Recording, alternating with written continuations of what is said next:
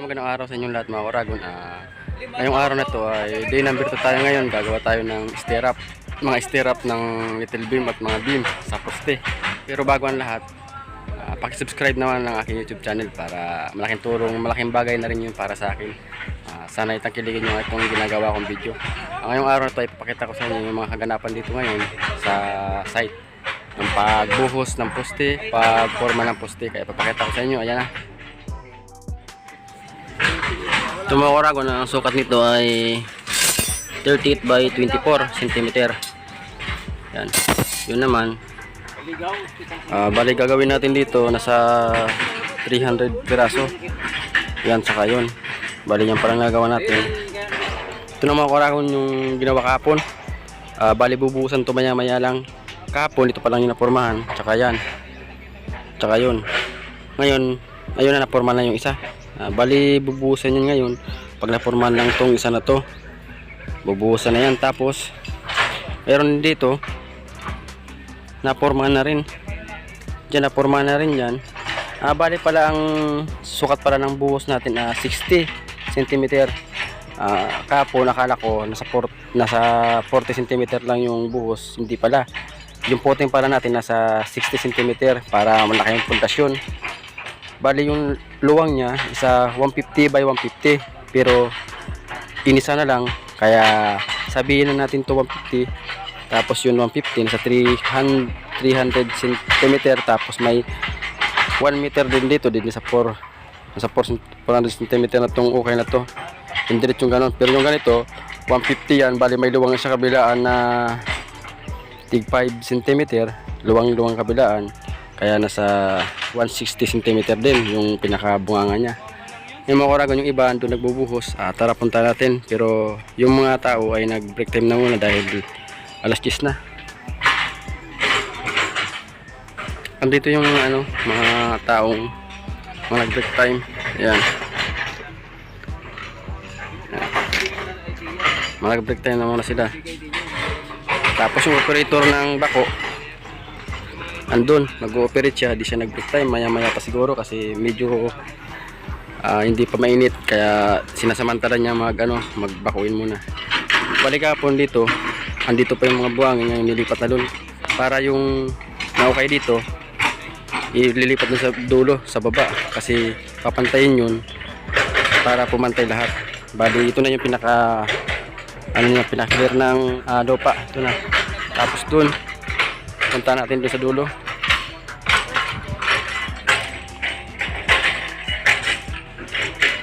Dito mga Oragon na nagkakaroon na siya ng tubig dahil kahit bukid to medyo may bukal dito, kaya yan may stuck na tubig.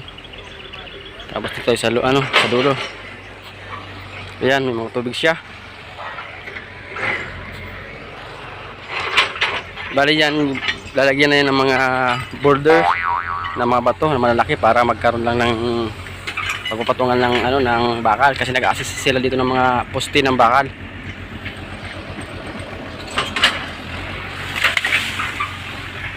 Yung dito nga mga Oragon na naglagay na sila ng yan, ang lalaki ng mga bato na yan. Pagpapatungan niya ng parilya, yan, paglalagyan ng parilya yan para di lumapat sa lupa, nakasuporta yung ating mga bato, para pag binuhusan di lapat sa lupa yung ating bakal, para di kalawangin. Yan na yung kaganapan ngayon na binuhusan nila dito ng poste. Tapos dito nagporma na rin sila. Ito nga mga Oragon, nakapagporma na rin sila dito. Mamaya rin isasabay nito sa buhos. Yan, saka to sabay na rin sa buhos. Bali dito sa retaining wall, naglagay na rin sila ng bakal. Yan, nakapag-beam na rin sila. Retaining wall po kasi to dahil yung lupa isa pagpunta dito, kasi mababa tong lugar, doon mataas, kaya yung level sa taas, yung level doon sa pinakataas, yun kung napansin nyo, ipupunta yun dito para maging level sila. Kaya di yung lupa, malaking impact po yan dito. Kaya malaking impact yung niya, yung buhangin, kaya nilagay, kaya nagkaroon ng retaining wall dito banda, pero doon sa taas hindi na. Pati doon nagkaroon na din ng buhos, nakapagbuhos na rin sila. Tapos yung iba nag-aakot na. Ayan na, para makapagbubuhos sila mamaya lang.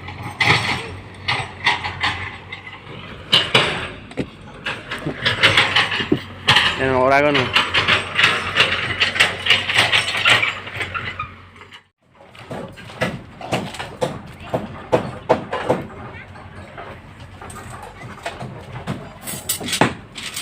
So mga Oragon, ay lilipat natin to dyan sa kabila kasi si Kuya ay magpuputol ng ano, ng ating gagawin towel, stirrup.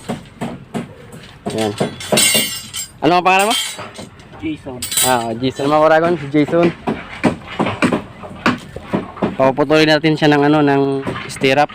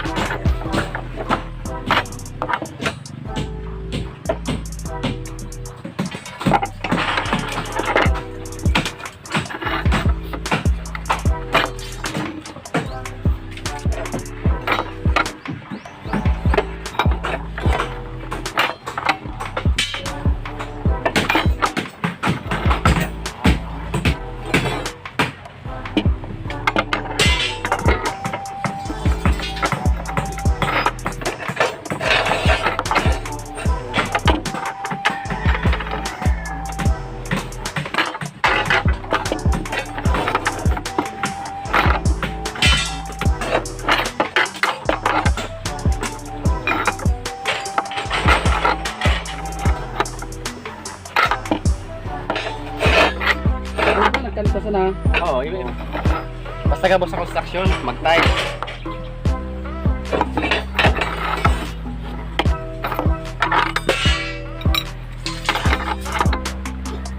Por. Ito na banda por lagi.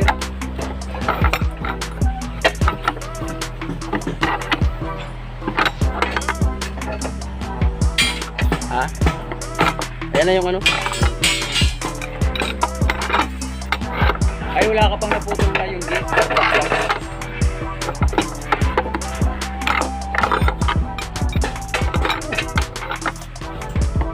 Matipak. Grabe.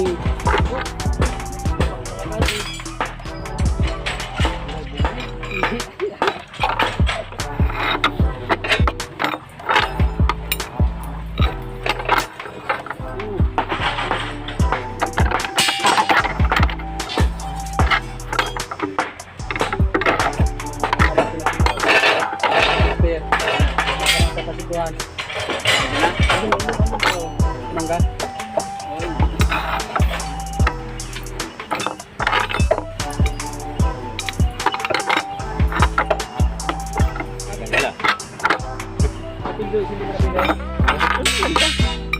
Ano?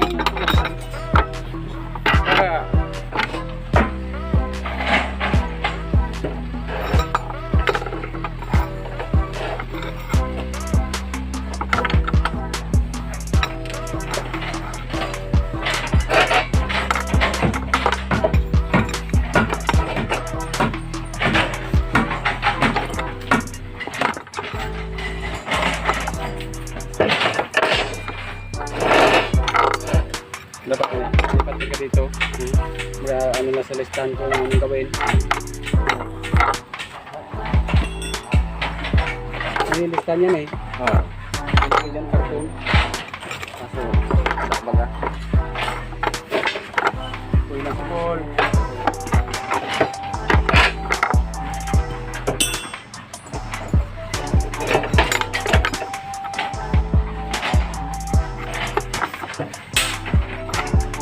Ayos siya.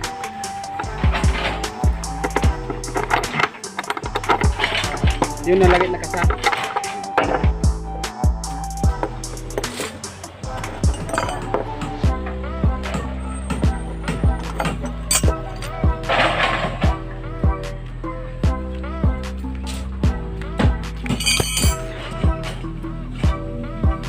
Yun mga korago na ito yung ginawa natin.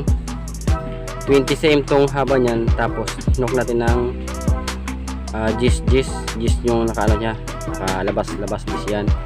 Kasi ito yung pagkaklama ng sa labas ng ano ng little beam natin. Ito yung maging sa little beam yung nakaklama. Ito naman isa sa poste, pagitnaan to ng poste, nakalagay natin siya. 15 naman to, ito 15 to, tapos ito gis. Kaya nasa 35 to, nasa 35 yung haba niya. Yun yung pinakahaba niya. Ito yung nagawa natin, bali 30 nito, tapos 30 rin ito. Ngayon yung susunod, ito na makarago yung susunod natin. Sukat ito ay 38 by 24 sukat ito. Ito yung gagawin natin ngayon. Ayan. Yun yung naputol. Tara gawin na natin.